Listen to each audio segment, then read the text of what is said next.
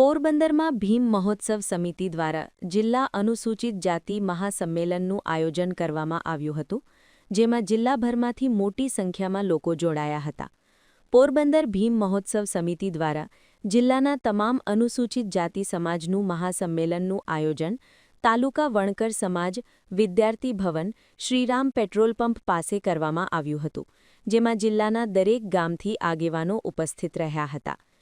સંમેલનમાં અનુસૂચિત જાતિ સમાજના બાળકો માટે શૈક્ષણિક સંકુલનું નિર્માણ કરવું, સમાજના કુરિવાજો, દહેજ પ્રથા નાબૂદ કરવાના પ્રયત્નો કરવા, શહેરી વિસ્તાર, ગ્રામ્ય વિસ્તારની પેશકદમી રેગ્યુલર કરાવવા માટે લડત આપવી, અભ્યાસ કરતા વિદ્યાર્થીઓને સ્કોલરશિપ મેળવવામાં વિલંબ થવા બાબત, અનુસૂચિત જાતિ સમાજની ગ્રાન્ટ ગ્રામ્ય વિસ્તાર તથા શહેરી વિસ્તારમાં નિયમ અનુસાર વાપરવામાં આવતી નથી, અનુસૂચિત જાતિ સમાજને થતા અન્યાય સામે એકજૂટ થવું, વ્યસન મુક્તિ અંગે જાગૃતિ લાવવી, અનુસૂચિત જાતિ સમાજના સ્મશાન નિયમ કરાવવા, રાજકીય પક્ષો દ્વારા અનુસૂચિત જાતિ સમાજની અવગણના થવા અંગે, અસ્પૃશ્યતા નિવારણ અંગે સમાજના આગેવાનોએ ઠોસ પગલાં ભરવા સહિતની બાબતે ચર્ચા વિચારણા કરવામાં આવી હતી.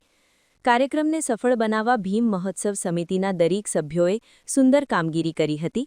કાર્યક્રમનું સંચાલન અરજણભાઈ સાદિયાએ કર્યું હતું.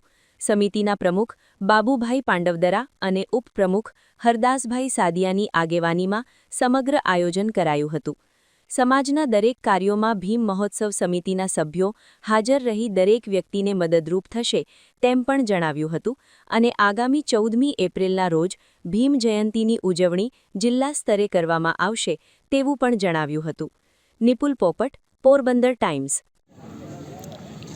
આજે ભીમ મહોત્સવ સમિતિ દ્વારા અમારું એક પોરબંદર જિલ્લામાં અનુસૂચિત જાતિનું મહાસંમેલન યોજ્યું હોય અને બોડી સંખ્યામાં માણસો પણ ગ્રામ્યમાંથી ને સિટીમાંથી આવેલા હોય અને અનેક મુદ્દાઓ પણ છે અને અમારા 14-15 મુદ્દાઓ છે. એ આજ દી સુધી અમારા મુદ્દા ઉપર કોઈ પણ રાજકીય કે પોલિટિક્સ પાર્ટીએ આજ દી સુધી ભાગ લઈ અને અમારા મુદ્દા હળગતા જ છે. એટલે અમારા મુદ્દા માટે અમારે લડવું પડે એમ છે અને લડાઈ એક રીતે જો થાય તો જ આ મુદ્દાનું સોલ્યુશન થાય. આવનાર દિવસોમાં ચૂંટણી પણ આવે છે એટલે ત્યાં પણ અમારા જે અમુક રબર સ્ટમ્પો બેહાડી દેવામાં આવે છે. એટલે એના માટે પણ અમારે, કારણ કે જે તાલુકા જિલ્લાની અંદરમાં ભલે ગમે લડાઈનો કોઈ વાંધો નથી, પણ કેપેબલ માણસને આપે ટિકિટ અને એ કોઈક સમાજનો ઉદ્ધાર કરે અને કાંઈક પણ એની ખબર હોવી જોઈએ, નોલેજ હોવી જોઈએ કે આજે આ મારે ગ્રાન્ટ ક્યાંથી લેવીને ક્યાં વાપરવી. એટલે આ પણ અમારો મુદ્દો છે. અત્યાચારનો છે. પછી આજે અસ્પૃશ્યનો મુદ્દો પણ છે. ગામડાની અંદરમાં 78 વર્ષ પછી પણ એ અસ્પૃશ્ય આજનો દિવસ હજી ચાલુ જ છે. એટલે એવા અનેક મુદ્દાઓ છે.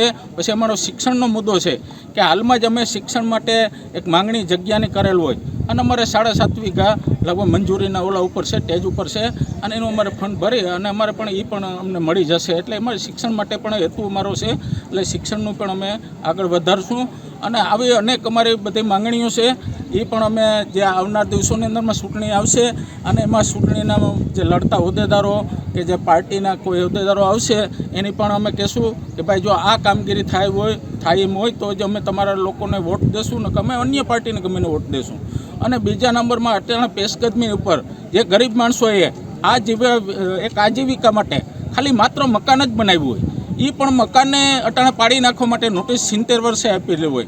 આજ મેં કીધેલું છે કે ભાઈ ભાડુઆતમાં ભાડું પર રહેતો હોય તો એને મકાન ખાલી ન કરાવી શકે. તો આ તો 70 વર્ષના સરકારની અંદરમાં એને સરકારને વોટિંગ કરે છે અને સરકારના મતદાતા છે. સરકાર એના થકી આવે છે અને એ જ જો એ મકાન પાડતા હોય તો જવું ક્યાં?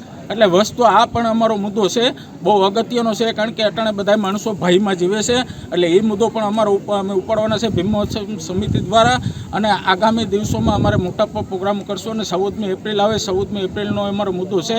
એટલે એ 14મી એપ્રિલની અંદરમાં પણ અમારે જે જિલ્લાની અંદરમાંથી માણસો પૂરી સંખ્યામાં આવે છે એના માટે પણ અમારે જે બધું કરવાનું હોય સજેશન, એટલે એ પણ અમારે ચાલુ છે. એટલે આ બધા મુદ્દા લઈ અને અમારી ભીમ મહોત્સવ સમિતિ, મારા સભ્યો બધાએ તંગતોડ મહેનત કરી અને આજે આ પ્રોગ્રામ કરેલ હોય. માત્ર હું તો ખાલી એક નિમિત્ત છું, બાકી મારા અંગને મારા ભાઈઓ, મારા સમિતિના મિત્રો આ બધાય થકી હું આગળ છું અને હું એના થકી જ હું બોલી શકું આજે 2 શબ્દ.